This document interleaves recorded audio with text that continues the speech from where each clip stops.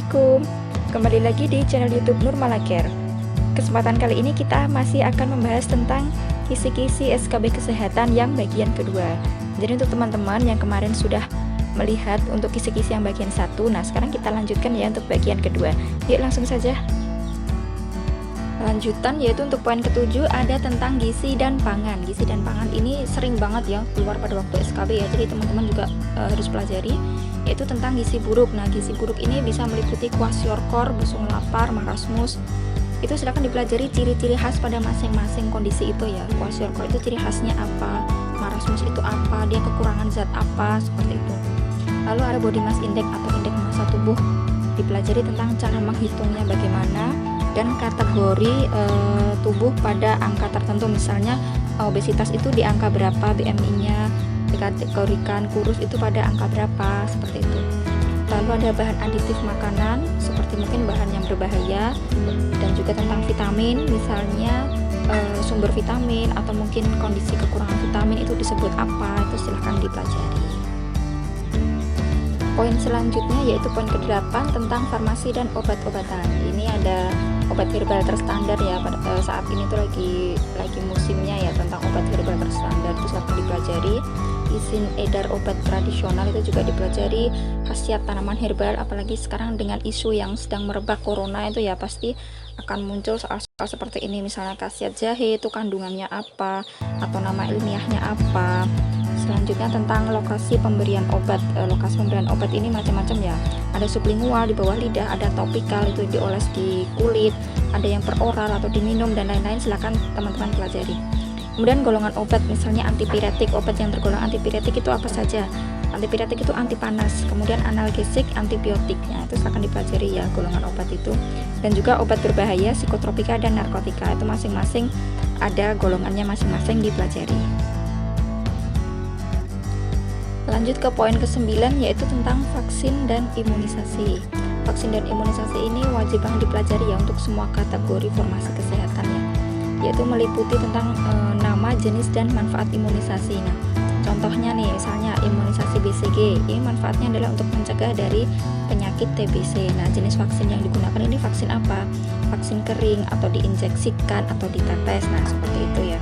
Selanjutnya tentang Pekan Imunisasi Nasional. Ini harus dipelajari kapan nih dilakukan Pekan Imunisasi Nasional. Biasanya di bulan Februari dan Agustus. Kemudian imunisasi dasar pada bayi dan anak. Barangkali ada juga ya, nanti soalnya adalah tentang imunisasi tambahan seperti itu. Kemudian suhu penyimpanan vaksin dan bagaimana cara penyimpanan vaksin nanti ya. Selanjutnya tentang jenis-jenis penyakit yang bisa dicegah dengan imunisasi. Ini juga harus dipelajari, biasanya juga keluar. Selanjutnya poin ke-10 yaitu tentang P2PL atau tentang pencegahan penyakit dan penyehatan lingkungan.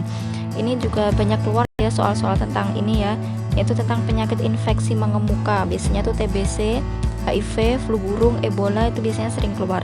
Bisa dipelajari tentang tanda gejala atau obat yang digunakan untuk penanganan, kemudian tes laboratorium yang diperlukan. Kemudian ada juga tentang pneumonia dan juga malaria. Ini sama ya, tentang ciri-cirinya, tentang malaria itu jenisnya apa saja, vektor pembawanya apa saja. Kemudian ada juga tentang diare. Kemudian pencegahan penularan infeksi rumah sakit atau nosokomial, dan juga tentang vektor penyebab penyakit. Salah satunya tadi malaria ya, penyebabnya vektornya apa gitu ya. Atau juga bisa demam berdarah, itu vektor penyebabnya adalah nyamuk Aedes aegypti. Itu silakan dipelajari berbagai vektor penyebab penyakit gitu. Lanjut pada poin ke-11 yaitu ada tentang BKKBN dan keluarga berencana. Ini yang perlu dipelajari yaitu tentang tujuan dari program KB itu sendiri apa, kemudian siapa yang menjadi target atau sasaran dari program KB. Ini biasanya adalah pasangan usia subur ya atau PUS. Kemudian ada jenis-jenis akseptor KB. Kemudian ada jenis-jenis alat kontrasepsi. Alat kontrasepsi itu dibagi juga beberapa, bisa kontrasepsi alami, kontrasepsi hormonal maupun non hormonal. Itu silakan dipelajari masing-masing ya. Tiap masing-masing kategori itu apa saja sih? Misalnya KB alami itu apa saja, kalender, kemudian KB hormonal itu apa, bisa suntik, bisa pil dan lain sebagainya. Kemudian tentang pasangan usia subur. Nah, yang dikategorikan pasangan usia subur ini yang bagaimana, berdasarkan kriteria yang seperti apa, nanti silahkan teman-teman pelajari. Untuk selanjutnya yaitu kisi-kisi ke-12, yaitu ada tentang epidemiologi. Nah, epidemiologi ini juga sering banget ya keluar ya soal seperti ini ya di SKB tahun-tahun sebelumnya, yaitu tentang angka kematian kasar, tentang fertility rate, tentang angka kematian ibu, angka kelahiran, dan pertambahan penduduk. Ini teman-teman wajib belajar ya. Misalnya angka kematian kasar itu per berapa kelahiran atau per berapa penduduk, itu silakan dipelajari, atau bagaimana cara menghitungnya itu juga silakan dipelajari. Kemudian dari pengertian masa inkubasi, ini berhubungan dengan penyakit ya, epidemiologi yang ini ya. Kemudian tentang teori sehat atau definisi sehat itu juga harus dipelajari. Kemudian tentang populasi dan demografi, pola demografi ataupun unsur demografi. Seperti itu juga perlu dipelajari oleh teman-teman, walaupun nggak banyak soalnya, tapi satu soal itu akan sangat berarti poinnya. Itu tadi beberapa kisi-kisi tentang SKB kesehatan yang perlu untuk teman-teman pelajari. Terima kasih sudah menyaksikan dan selamat belajar. Semoga diberi kemudahan dan kesuksesan. Amin.